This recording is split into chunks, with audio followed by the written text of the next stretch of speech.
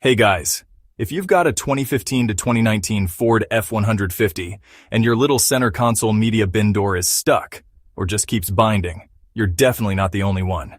And stick around until the end of this video, because I'll tell you exactly how much you might pay to get this fixed. Let's dive in.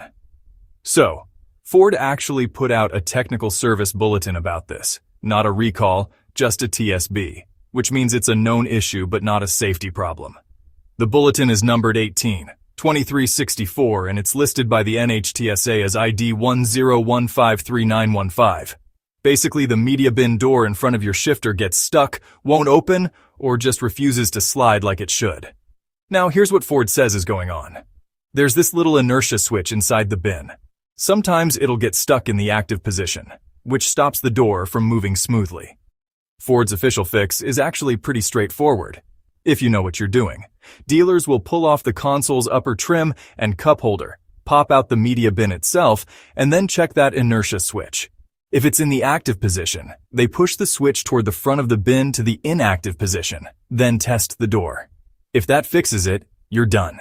If the switch wasn't the problem, or the door still binds, they'll replace the whole media bin assembly. The part number to look out for is base hash 1504608, but it's VIN specific, so don't just order it blindly. And by the way, Ford's book time for this job is only about 0.3 hours. If your truck's still under the new vehicle warranty, this might even be covered. Now, what are owners saying online?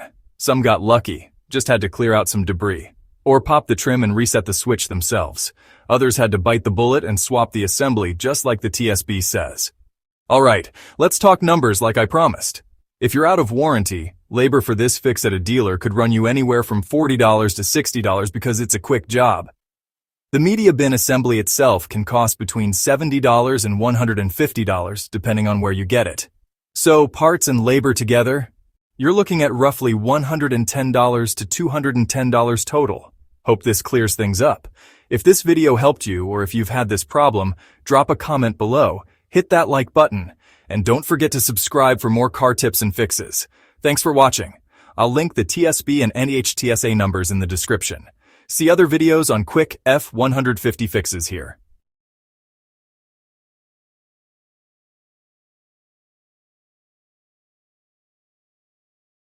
Estimated cost? About $110 to $210. Like, comment, and subscribe. Thanks for watching.